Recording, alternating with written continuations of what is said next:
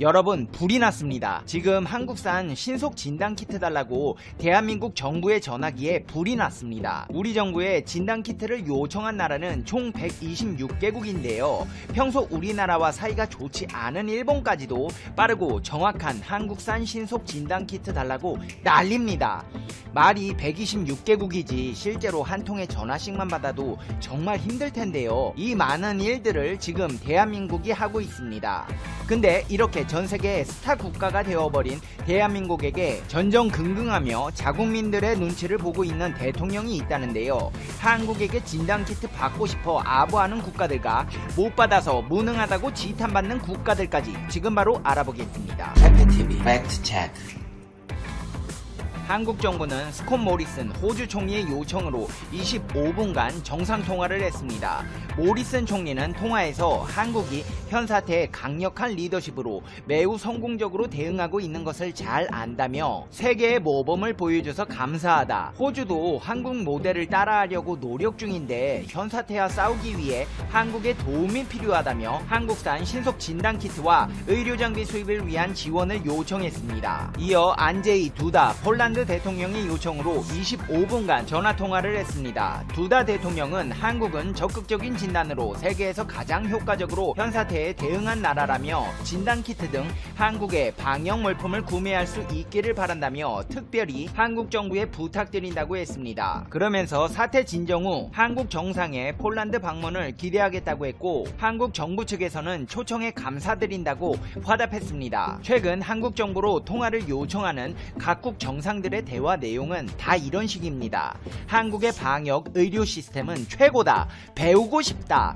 우리 좀 도와달라. 실제로 우리 정부에 진단키트를 요청한 나라는 총 126개국에 이르는 것으로 전해졌습니다. 이런 가운데 이번 사태로 위기를 맞은 미국에게 보낼 한국산 진단키트는 공급 계약을 마쳐 운송되게 되었습니다. 외교부 고위 당국자는 기자들과 만나 미국으로부터 사전 승인을 받은 업체들과 미국 연방정부와 진행하는 계약이 마무리됐다면서 미국 식품의약국으로부터 잠정 승인을 받은 국내 업체 3곳의 진단키트가 미국에 수출할 수 있게 되었다고 밝혔습니다. 3개 업체가 받은 잠정 승인은 정식 승인까지 오랜 시간이 필요한 FDA 절차와 달리 현 상황에 신속하게 대응하기 위해 미 백악관 차원에서 수출을 가능하게 한 절차입니다. 근데 위기를 맞은 미국이 한국의 진단키트를 받기까지 미국 주지사의 한국계 부인 덕을 톡톡히 봤다고 해서 화제입니다. 한국의 사위로 알려진 미국 메릴랜드 주지사가 현 사태 초기 한국계 부인을 통해 국내 진단키트 생산 기업에 도움을 요청했던 것으로 알려졌습니다.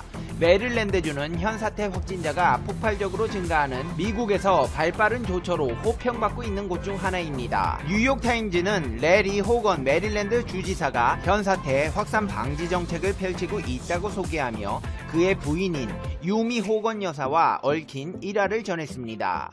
호건 주지사가 부인에게 한국 측의 도움이 필요하다고 호소했다는 것입니다. 전남 나주 출신인 호건 여사는 미국 역사상 최초의 한국계 주지사 부인이자 메릴랜드주 첫 아시아계 퍼스트 레이디입니다. 호건 주지사는 이번 사태에 대응책을 마련하면서 부인에게 한국의 도움을 요청해달라고 부탁했고 이후 한국의 몇몇 기업이 진단키트를 공급하겠다는 의사를 전해왔습니다. 실제로 이 중 국내 분자진단 헬스케어 전문기업인 랩지노믹스는 메릴랜드주 정부에 현 사태 진단키트를 공급한다고 밝혔습니다. 공화당 소속인 호건 주지사는 현 사태 확산 속에서 부실 대응 비판을 받고 있는 도널드 트럼프 미국 대통령과는 달리 적극적인 대처로 주목받고 있습니다. 호건 주지사는 첫 환자가 나온 지난달 곧장 비상사태를 선포했습니다. 이후 휴교령, 식당, 술집, 영화관 등을 폐쇄 조치했고 50명 이상 모임 금지 등의 조치를 잇따라 시행했습니다. 급기야 자택 대피령을 내리며 더는 집에 머물라고 요청하거나 권고하지 않는다.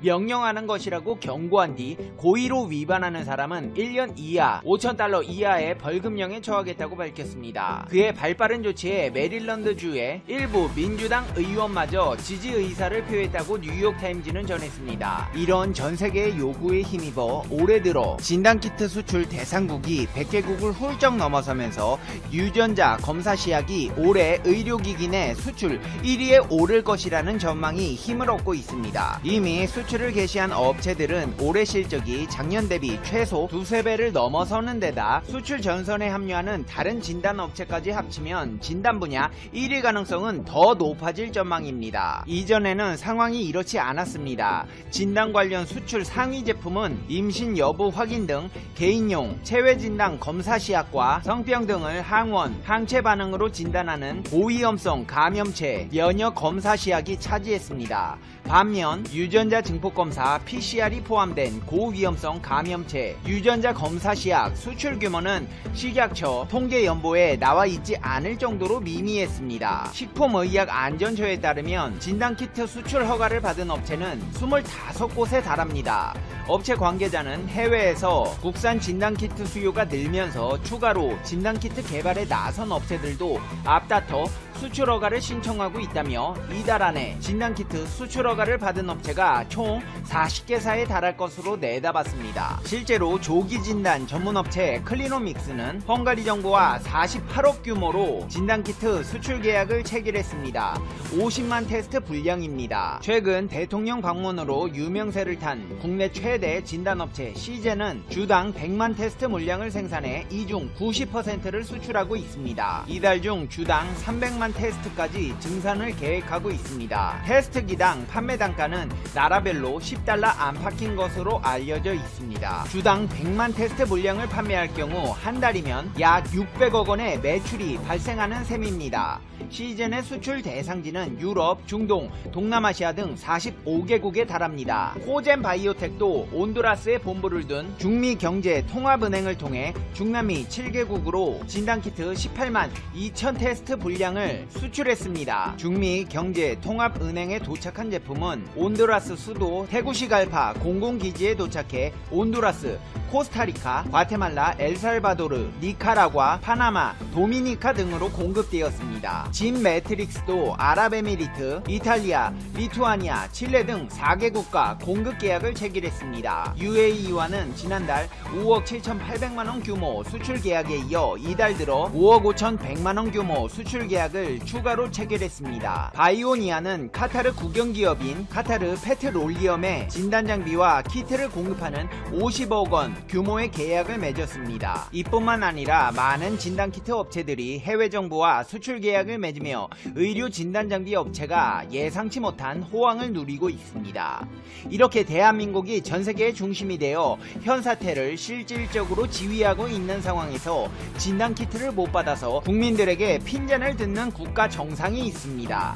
누굴까요? 바로 아베 신조입니다. 근데 지금 진단키트에 일본 수출을 두고 우리나라 누리꾼들의 설전이 벌어지고 있다고 합니다. 핀테크 LED 제조기업 라이브 파이낸셜은 진단키트 생산업체 솔젠트와 일본 독점 판매권 계약을 맺었습니다. 이 같은 소식이 진단키트를 일본으로 수출하기로 결정했다는 내용으로 와전되면서 일본으로의 수출이 적절한지 여부를 두고 논란이 일기 시작했습니다. 일본은 우리나라에서 일본 제품 불매운동을 벌였던 점을 언급하며 일본 수출에 부정적인 입장을 드러낸 반면 일본은 현 사태가 전 세계적으로 유행하는 상황인 만큼 그 대상이 일본이더라도 진단키트 수출은 필요하다는 주장을 내세웠습니다. 일부 누리꾼은 한국에 진단키트를 요청한 국가가 많아서 일본 말고도 수출할 곳은 널렸는데 왜 굳이 일본에 팔아야 하는 것이냐, 승인하더라도 다른 나라부터 순서대로 수출하자, 이 시국에 진단키트를 호락호락 그냥 내주냐 등 일본에 수출을 하면 안 된다는 입장을 내보였습니다. 그러나 또 다른 누리꾼들은 이번 사태에 엄중함을 내세우며 수출의 필요성을 강조했습니다. 의약품 수출을 감정적으로 막을 수 있냐? 일본인이 한국에 직접 안 들어온다고 해도 다른 나라에 전염시켜 그 사람들이 다시 한국에 입국할 수 있기에 진단키트 수출이 필요하다는 등의 의견이 있었습니다. 국내 누리꾼 상황이 이런 가운데 일본은 자존심도 없는지 한국을 이번 사태 모범 사례로 뽑으며 한국산 키트의 수입을 적극 활용하자는 의견이 나왔습니다.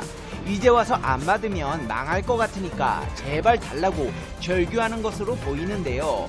일본에서 현 사태 확진자가 급격히 증가하는 가운데 평소 한국 비난에 앞장섰던 일본 산케이 신문도 한국의 대응을 모범 사례로 소개했습니다. 산케이 신문은 한국 감염 경로 9할 파악이라는 제목의 기사에서 한국이 대량 검사와 감염자의 행적을 철저하게 추적하는 방식으로 현 사태에 증가세에 제동을 걸었다고 보도했습니다. 산케이는 감염 확대가 진정되지 않는 구미 각국에서 특히 주목받고 있는 것이 짧은 시간 안에 감염 유무를 판정할 수 있는 한국산 진단키트라며 한국의 키트 등의 수출이나 지원을 요구하는 나라는 100개국을 넘었다고 소개했습니다. 이어 신문은 대구에서 이번 사태가 확산할 때 의심자의 자택 등이 있는 곳을 찾아간 검진팀이 이동 검진을 하는 등 공격적인 검사를 하는 것이 한국의 특징이라고 평가했습니다. 드라이브 스루 검사가 화제가 되면서 각국이 도입한 사실이나 최근에는 워킹 스루 검사 방식까지 도입한 것도 함께 소개했습니다. 아사히 신문도 한국이 검사, 추적, 치료를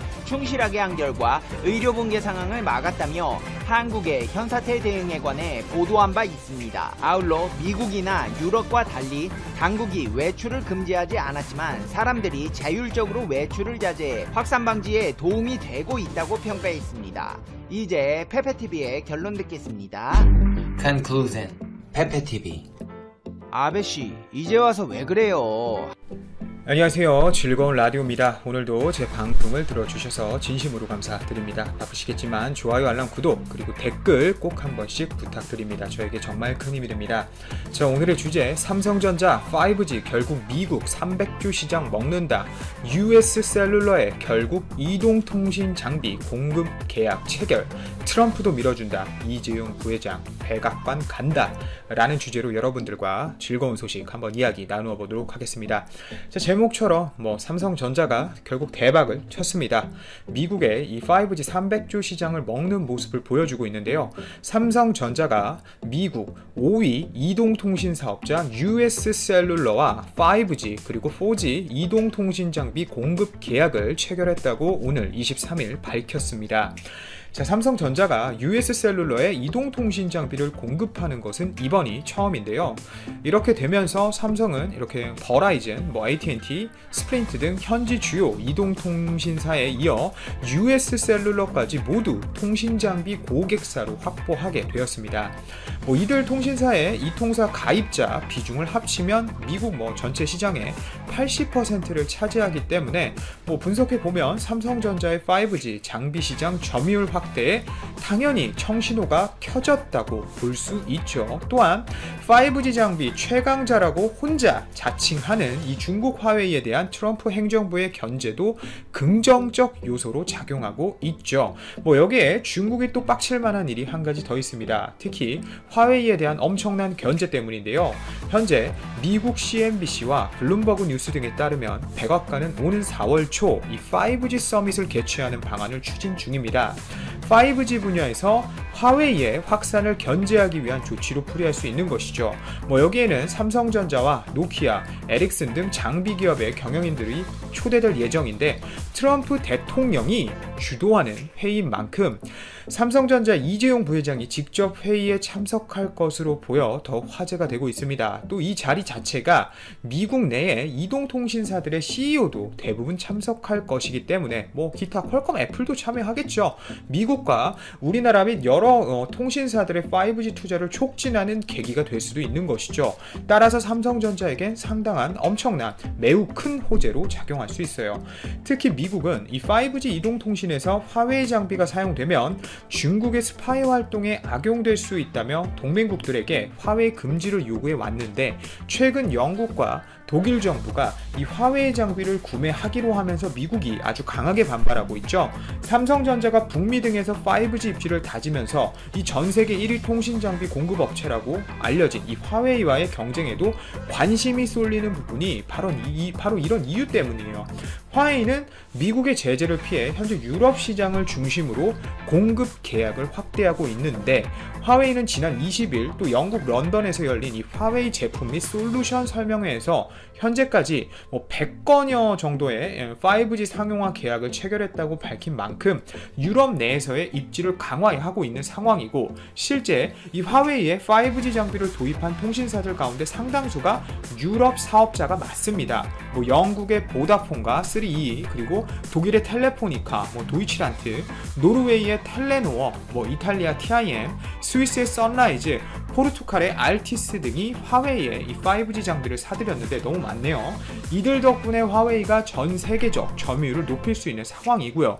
특히 앞서 말씀드렸던 이 영국은 미국의 핵심 군사 정보 공유 동맹인 이 5IG의 일원임에도 화웨이의 장비를 구매하면서 트럼프 행정부의 강력한 불만을 산 것이죠. 영국이 트럼프의 화를 누그러뜨리기 위해서 네트워크 핵심 부품에선 화웨이를 배제하고 비핵심 부문에선 화웨이의 점유율이 35%를 넘지 않도록 한다는 조건을 달긴 달았지만 미국을 완전하게 이해시키지 못한 상태입니다. 사실 이유가 별로 없어요. 사실 영국이 내놓은 이유가 5G 통신 장비 분야에서 화웨이를 대체할 기업이 마땅치 않다고 결정의 배경을 설명했는데, 우선 삼성전자가 있는데도 불구하고 말이죠. 또 미국의 요구대로 화웨이의 장비를 완전히 배제할 경우 5G 서비스 경쟁에서 수년 뒤처질 수 있다는 논리인데, 독일도 같은 이유로 화웨이 장비를 도입했어요. 안타깝네요. 영국의 금융정보 기술과 독일의 제조업 기술들이 또 다 빠져나가야 정신을 차리겠죠. 원래 조상님들 말씀에 소 잃고 외양간 고친다고 영국과 독일이 방금 말씀드린 대로 진짜 큰 코 한번 닥쳐봐야 정신을 차릴 것 같습니다.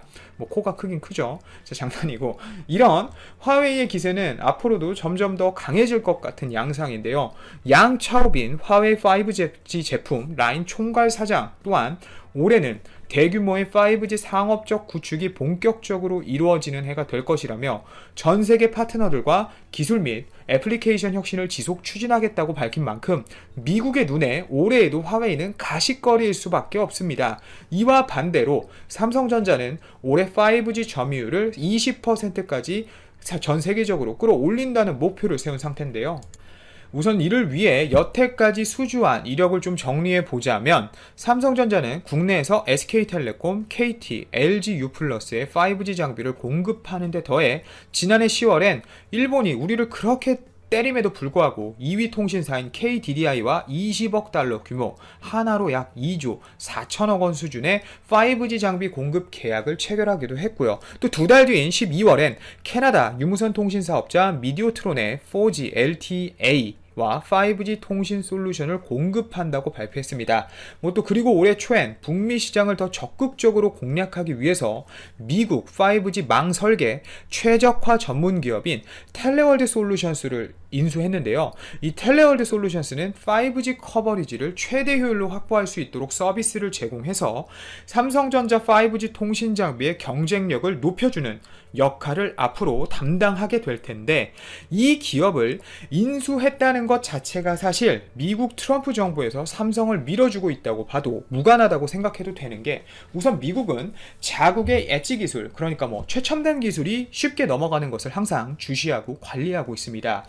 특히 5G 기술 같은 경우는 미국도 굉장히 중요하게 생각하고 있고, 화웨이를 견제하면서까지 지키려고 하는 기술인 만큼 절대 잃어서는 안 되는 기술인데도 불구하고 삼성이 인수하게끔 큰 문제 없이 넘어가 주었다는 것은 분명 좋게 해석할 수밖에 없는 일이죠. 그만큼 미국이 우리나라 삼성전자의 5G 기술을 화웨이의 대안으로 생각하고 있고, 당장 삼성도 이렇게 물 들어올 때 노를 저어야 된다는 말입니다. 하지만 또 한 가지 리스키한 점은, 이렇게 미국 내 점유율을 높이게 되면 좋아요, 좋은데 또 분명 미국의 압박을 앞으로 견뎌야 하는 부분은 개인적으로 아쉽지만 어찌 되었건 기업을 운영하는 입장에서 미국 시장은 꼭 잡아야만 하는 시장이고, 앞으로 5G 시장이 무궁무진하기 때문에 꼭 잡아야 되고 잡을 것이고, 미국이 이를 도와줄 것은 US 셀룰러와의 계약을 바탕으로 또 보여주는 대목이라고 할 수 있겠습니다. 이번 계약에 따라 삼성전자는 US 셀룰러의 5G 통합형 기지국 등 국제 표준 3GPP 기반의 다양한 5G, 4G 장비를 공급하게 되는데요. 핵심은 5G 통합형 기지국, 무선 통신 부분과 디지털 통신 부분을 통합한 제품이라고 보시면 되고, 크기와 무게를 최소화해 화웨이 거보다 훨씬 작고 가벼워요. 가로등과 건물 벽면 등에 손쉽게 설치할 수 있는 게 장점이에요. 특히 광 케이블 매설 비용도 줄일 수 있기 때문에 5G 네트워크 구축에 필요한 시간과 비용 절감이 또 가능하고, 개발한 기지국용 이 5G 모뎀 칩을 장착해 전력 소모를 줄이면서 최대 10GBps의 통신 속도를 지원하게 됩니다. US 셀룰러 측 또한 이번 개혁을 굉장히 좋은 기회라고 보고 있는데요. 삼성전자 장비 구축을 계기로 보다 높은 통신 품질과 안정적인 신뢰의 커버리지를 바탕으로 가입자들에게 한 단계 높은 5G 서비스를 제공해 미국 내 점유율을 더 높이겠다는 의지를 내비치고 있습니다. 그리고 아무래도 화웨이는 좀 더 어려워질 수밖에 없는 상황입니다. 우선 화웨이 자체가 자사의 하이실리콘을 통해 칩을 설계만 하고 생산은 대부분 파운드리 업체인 대만 TSMC에게 맡기고 있는데, 미국 반도체 업체들과의 정상적 거래가 어려운 가운데 화웨이와 TSMC의 이런 동맹이 끊어지거나 크게 약화한다면 화웨이는 안정적인 반도체 부품 조달에 어려움을 겪게 될 수밖에 없는 상태인데요. 그런데 이 상황에서 미국이 또 쪼이고 있죠. 미국 반도체 업체들은 25% 이하 기준을 지키는 가운데 미국이 아닌 제3국 공장에서 만들어진 일부 반도체 제품을 부분적으로 이렇게 화웨이에 공급해 왔는데, 기준을 25%에서 10%나 더 하향하게 된 15%로 하향시켜버리면 사실상 미국 기업들 뿐만 아니라 TSMC와 화웨이가 이런 거래도 지속하기 어려워질 수밖에 없죠. 또 화웨이가 미국의 제재가 전혀 상관없다고 하고는 있지만, 최근 안드로이드가 미탑재된 스마트폰의 세계 출하량이 급격하게 감소하는 모습을 보여주고 있기 때문에 화웨이의 발언은 거짓으로밖에 볼 수 없고, 오히려 미국의 압박이 점점 더 결과로 가시화되고 있다고 풀이할 수밖에 없습니다. 삼성전자가 5G 시장에서 여태까지 보여준 혁신과 리더십, 그리고 새로운 통신기술 개발을 통해 좀 더 전 세계에서 사랑받는 기업이 되길 바라며 이만 방송 마치도록 하겠습니다. 감사합니다.